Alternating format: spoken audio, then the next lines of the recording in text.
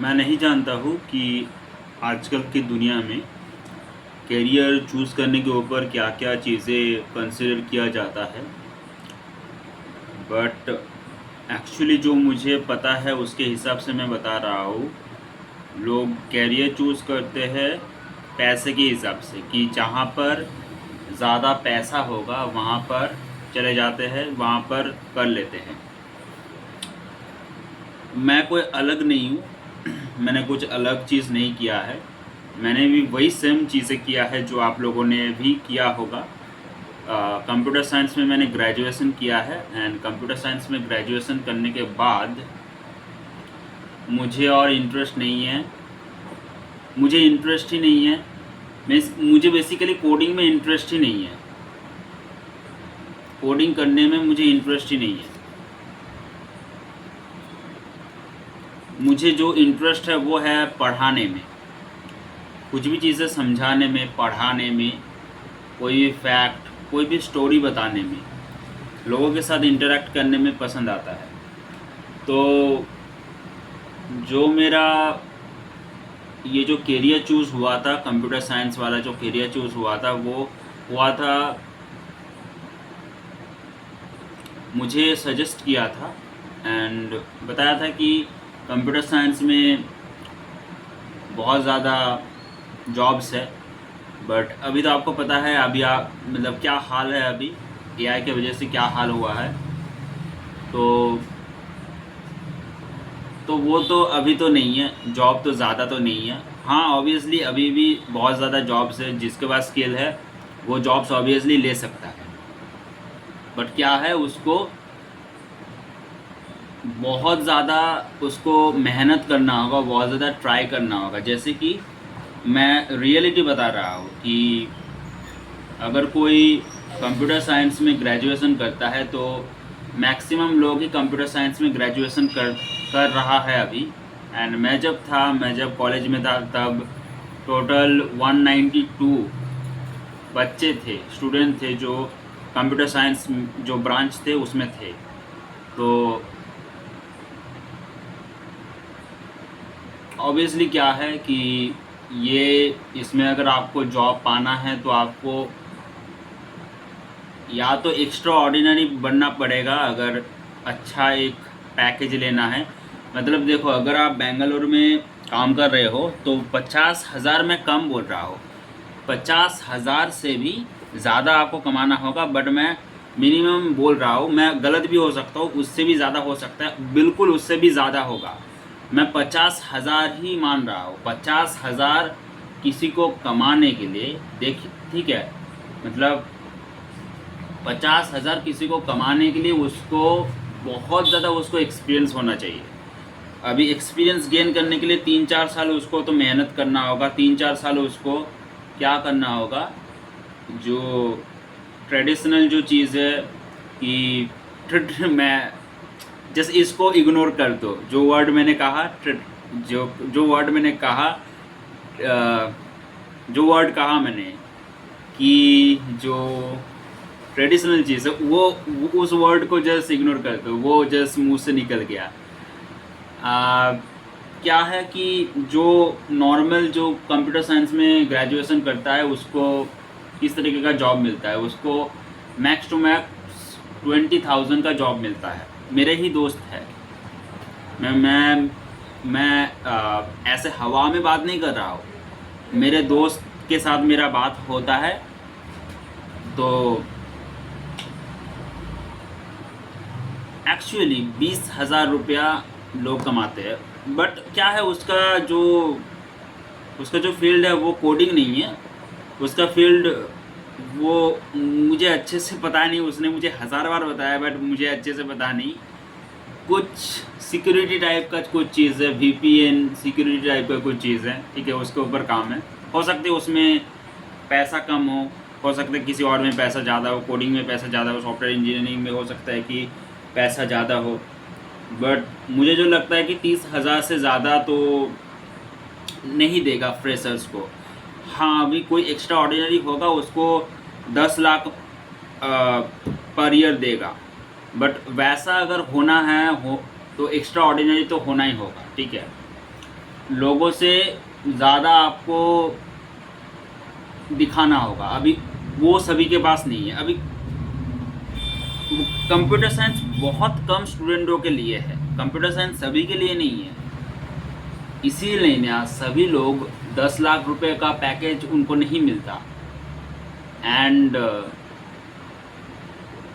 क्या है, computer science लोग ले लेते हैं, उसके बाद कम सैलरी में गुजारते हैं। एंड मैंने एक देखा है, एक क्या कहते हैं, एक मैंने व्लॉग देखा है किसी का बेंगलोर का। वो सॉफ्टवेयर इंजीनियर नहीं है, बट बेंगलोर में क्या है, बेंगलोर में क्या है कि वहाँ पर रहने के लिए आपको इतना ज़्यादा, मतलब वहाँ पर ख़राब हालत है। बाथरूम के सामने आपको खाना खाना पड़ेगा, पानी ठीक से नहीं आएगा, एकदम गंदगी, बहुत ज़्यादा गंदगी है, पानी का प्रॉब्लम है। एंड डे शिफ्ट करना होगा, नाइट शिफ्ट करना होगा, बहुत सारे प्रॉब्लम हैं। सो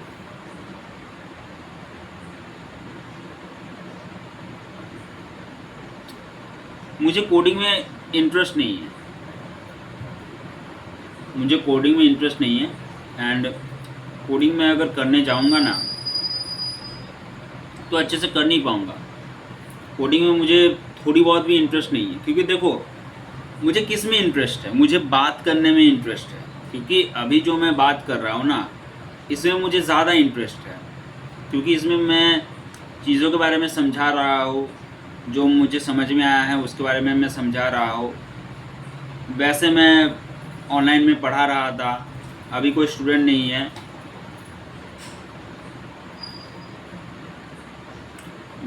स्टूडेंट था, पहले था स्टूडेंट, बट अभी कोई स्टूडेंट नहीं है। तो मुझे पढ़ाने में बहुत ज़्यादा इंटरेस्ट है। एंड पता नहीं मैं किस तरीके का टीचर हूँ, अच्छा टीचर हूँ या फिर नहीं, बट मैं मेरा 100% दे देता हूँ। एंड मुझे जो लगता है, मेरे अंदर कॉन्फिडेंट है कि मैं अच्छे से समझा सकता हूँ, अच्छे से लोगों को इंटरेस्ट ला सकता हूँ किसी भी चीज़ को। ये मेरे अंदर कॉन्फिडेंस है। एंड मेरे पढ़ाने का एक स्टाइल है कि मैं कोई भी चीज़ मेमोराइज करके नहीं पढ़ाता, कि एक डेफिनेशन मान लो, स्टूडेंट के सामने मुझे फ्लेक्स करने की कोई ज़रूरत नहीं है कि देखो मुझे ये डेफिनेशन मालूम है, ये जो मैथ प्रॉब्लम है ये मैं झटाक से कर पाता हूँ, ये कर पाता हूँ, वो कर पाता हूँ। वो सब जो चीज़ें ना, वो सब मतलब बहुत सारे टीचरों करते हैं, मुझे पता है। अभी मेरे हिसाब से वो ठीक नहीं है, मेरे हिसाब से, क्योंकि फ्लेक्स करने की क्या ज़रूरत है, स्टूडेंट के सामने फ्लेक्स करने की क्या ज़रूरत है। एक स्टूडेंट के सामने फ्लेक्स करके क्या फ़ायदा होगा, नुकसान ही होगा। क्योंकि देखो फ्लेक्स करके क्या होगा, देखो एक बात तो है कि फ्लेक्स अगर कोई एक टीचर करता है तो क्या प्रॉब्लम होता है कि स्टूडेंट को पता चल जाता है कि ये जो टीचर है ये फ्लेक्स कर रहा है, ये अपने आप की बढ़ाई कर रहा है, समझ में आ जाता है स्टूडेंट को। एंड धीरे धीरे उस टीचर के ऊपर रिस्पेक्ट कम हो जाता है, एंड उसके ऊपर गुस्सा बहुत ज़्यादा आ जाता है कि यार ये टीचर आ गया, ये फिर से अपने आप को और भी ज़्यादा, मतलब कुछ चीज़ें डेफिनेशन जस्ट रट के आ चुका है। एंड हमारे ऊपर जो मतलब हमारे को दिखा रहा है, शो ऑफ कर रहा है, ये सब स्टूडेंट लोग के दिमाग में आएगा। अगर आप शो ऑफ ना करके एक दोस्त की तरह उनसे क्वेश्चन पूछ के अगर आप समझाओगे कि हाँ ओके, तो आज हम लोग सीखेंगे क्या, आज हम लोग सीखेंगे कि जो मैंने कल एक टॉपिक मैंने बताया था आइंस्टाइन के बारे में, तो तुमको पता ही है, E = mc²। अभी देखो देखो किस तरीके से बिल्डअप करना है, किस तरीके से उन लोगों का इंटरेस्ट बिल्डअप करना है। देखो मुझे बताने की कोई ज़रूरत नहीं है, आइंस्टाइन का जो सूत्र है वो क्या है, E=mc²। सभी को पता है E क्या है, E है एनर्जी, M क्या है, M है M है मास, ठीक है, और C क्या है, C है लाइट का स्पीड, ठीक है। अभी जस्ट एक चीज़ सोचो, इस इक्वेशन में क्या क्या चीज़ें हमें समझ में आ रहा है, जस्ट तुम बोलो मुझे। जस्ट मैं अभी स्टूडेंट के साथ कन्वर्सेशन कर रहा हूँ, जस्ट तुम मुझे बोलो कि ये इक्वेशन से क्या समझ में आ रहा है। सभी कुछ छोड़ दो कि ये इक्वेशन आइंस्टाइन ने कैसे बनाया है, ये इक्वेशन हमारे एग्ज़ाम में आएगा या फिर नहीं, ये जो इक्वेशन है इसमें E=mc को हमें लिखना है या फिर नहीं, एकदम अच्छे से लिखना है या फिर नहीं, ठीक है। ये सब कुछ छोड़ दो ये सब कुछ, ठीक है, सभी कुछ छोड़ दो। पहले तो देखो E=mc² को अच्छे से देखो, निहारो उसको, देख कर कुछ पिक्चर आ रहा है दिमाग में कुछ पिक्चर आ रहा है। दिमाग में ये पिक्चर आना चाहिए कि बहुत छोटे से मास से हम लोग इतना ज़्यादा एनर्जी तैयार कर सकते हैं, ये दिमाग में आना चाहिए। इस इक्वेशन में ये हमें समझ में आ रहा है। ऐसे अगर कोई समझाएगा तो आप बताओ कि कौन स्टूडेंट को इंटरेस्ट नहीं आएगा, कौन से स्टूडेंट को इंटरेस्ट नहीं आएगा, बताओ मुझे, कौन से स्टूडेंट को इंटरेस्ट नहीं आएगा, मुझे बताओ।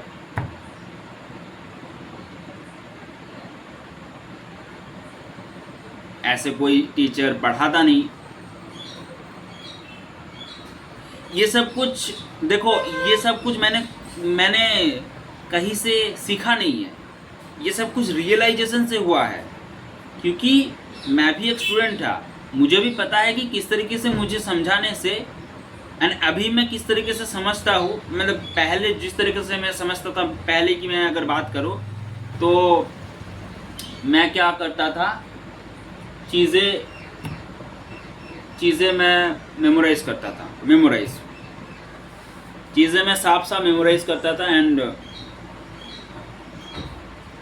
मेमोराइज़ करके मैं मेमोराइज़ किस लिए करता था, क्योंकि एग्ज़ाम में अच्छा मार्क्स मिले, लोग मेरा वाह करें, इसके लिए मैं पढ़ाई करता था। ज्ञान के लिए मैं कभी भी पढ़ाई नहीं करता था, मार्क्स के लिए मैं पढ़ाई करता था। मार्क्स मिलता नहीं, क्योंकि देखो मेरे अंदर, देखो मैं अगर अच्छे से समझ ही नहीं पाऊँगा तो मार्क्स कैसे मिलेगा मुझे। मैं देखता था कि मेरे जो दोस्त है, मेरा एक दोस्त था, पढ़ाई में अच्छा था, वो अभी बहुत बड़े जगह पर चले गए हैं। वो बहुत सारे, मतलब उसने एक कंपनी तैयार किया है अपना खुद का, एक रेस्टोरेंट तैयार किया है अपना खुद का, तो वो बहुत बड़े जगह पर चला गया है, एंड इसके लिए मैं बहुत ज़्यादा खुश हूँ। एंड जो वो था ना, मेरा जो दोस्त था ना, वो दोस्त, मैं देखता था कि वो ज़्यादा पढ़ाई नहीं करता था, पढ़ाई करता था, बट मेरे जितना उतना ज़्यादा वो पढ़ाई नहीं करता था। वो खेलता भी था, कूदता भी था, काम भी करता था, अपने घर का चीज़ों में पार्टिसिपेशन भी करता था, स्कूल के इवेंट में पार्टिसिपेशन भी करता था, हर चीज़ों में वो एकदम बेस्ट था। ड्राइंग में भी बेस्ट था, उसने ड्राइंग सीखी थी, ड्राइंग में भी बेस्ट था, हर एक चीज़ों में बेस्ट था, ठीक है। मतलब सभी जो टीचर थे वो उसके ऊपर क्या कहते हैं उसको, प्रसन्न थे। तो वो जो लड़का था वो मेरे से कम पढ़ता था, फिर भी उसका मार्क्स बहुत ज़्यादा आता था, वो टॉपर होता था, ठीक है। एक चीज़ मुझे याद है कि मेरा मार्क्स उससे एक ज़्यादा आ गया था, मतलब जो छोटा मोटा जो टेस्ट होता है 20 मार्क्स का टेस्ट, तो उसमें उसको 19 मिला था और मुझे 20 मिला था। एंड वो उसको 19 मिलने के बाद उसको डाउट हो रहा था कि मुझे 19 क्यों मिला है, 20 मुझे मिलना चाहिए। तो वो टीचर के साथ थोड़ी बहुत बात कर रहा था कि मतलब आई थिंक एक नंबर इंक्रीज़ होगा। तो उसका इंक्रीज़ हुआ था या फिर नहीं हुआ था मुझे पता नहीं, बट उस टाइम पर मुझे बहुत ज़्यादा खुशी मिली थी क्योंकि उसको 19 मिला है और मुझे 20 मिला है। सो मतलब मेरा दिमाग कितना ख़राब, मतलब ख़राब नहीं बोलूँगा, मतलब उस टाइम पर दिमाग किस तरीके की बिल्ड होता है, एनवायरनमेंट के हिसाब से वो बिल्ड होता है, आपको पता है। तो मुझे बहुत ज़्यादा खुशी मिली थी, बट वो खुशी एक ही दिन का था। बाकी दिनों में मुझे 70% नंबर मिलता था और उसको 90% नंबर मिलता था। ऑब्वियसली बात है, क्योंकि मुझे समझ में नहीं आता था, मैं जस्ट मेमोराइज करता था एंड जस्ट प्रिटेंड करता था। हाँ, एक एक चीज़ मैं करता था, प्रिटेंड करता था। वो चीज़ के बारे में मैं बाद में थोड़ा सा बताऊंगा। बट अभी क्या है, अभी क्या है, देखो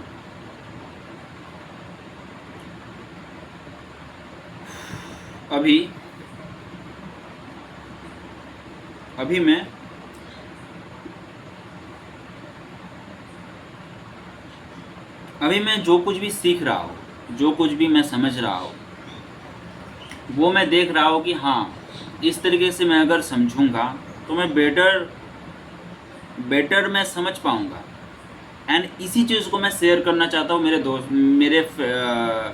ऑब्वियसली दोस्त ही है, स्टूडेंट जो भी है वो मेरे दोस्त ही है।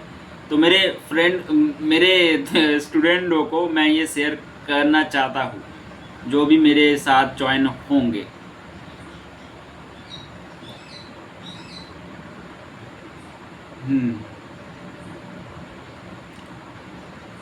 तो अभी क्या है, अभी 2023 में मैं कंप्यूटर साइंस में पास आउट हुआ हूँ।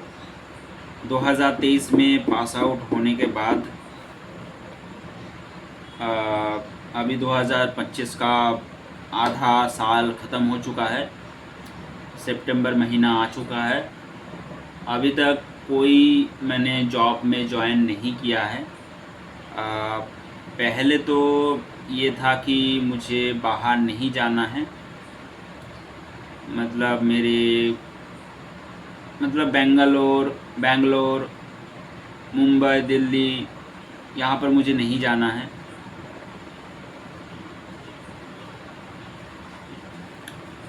मुझे घर के आसपास या फिर घर में ही पढ़ाने का काम करना है।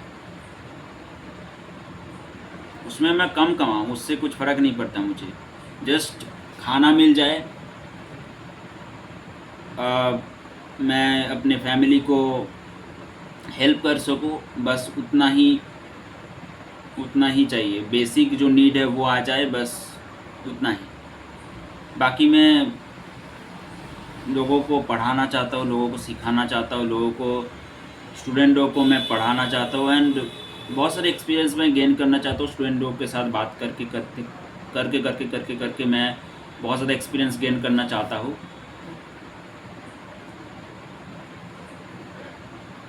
सो लगभग 2 साल कंप्लीट हो चुका है। हाँ, 2 साल तो 2023 के जुलाई महीने में मैं पास आउट हुआ था। जुलाई अगस्त महीने में मैं पास आउट हुआ था। अभी 2025 के सितंबर महीना है, तो 1 साल तो पूरा हो चुका है। तो अभी तक मैंने कोई भी जगह पर, देखो कोई भी जॉब में मैंने ज्वाइन नहीं किया है। जो कुछ भी काम है मैंने ऑनलाइन में किया है, ऑनलाइन में मैंने पढ़ाया है। जो कुछ भी आता था, मतलब कभी कभी थोड़ी बहुत पैसा आ जाता था, ठीक है, मतलब उससे घर संसार जो है वो, जो फैमिली जो है वो ऑब्वियसली चलेगा नहीं उस पैसे से। But sorry sorry sorry, but ठीक है। मुझे पता है कि मेरे अंदर जो इंटरेस्ट है, पढ़ाने के ऊपर जो इंटरेस्ट है, वो कोई ना कोई समझ पाएगा एंड कोई ना कोई इसको देखकर इसको वैल्यू देगा।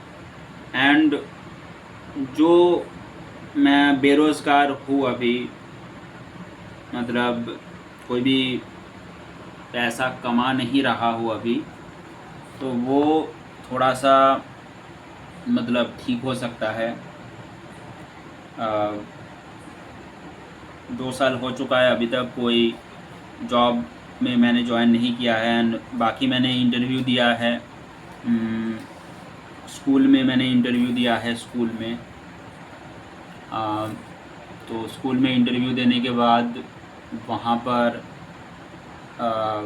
मुझे कॉन्फर्मली कुछ बताया नहीं गया है कि मैं सिलेक्ट हुआ हो या फिर नहीं। 1 महीने से भी ज़्यादा हो चुका है, बट अभी तक कोई अता पता नहीं है कि मैं सिलेक्ट हुआ हूँ एक्चुअली या फिर नहीं।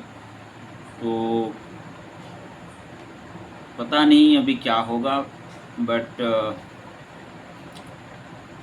मुझे कोई चिंता नहीं है। जैसे कि लोगों को चिंता होता है कि यार 2 साल हो गया है, कोई जॉब नहीं मिला है, घर वाले क्या सोचेगा।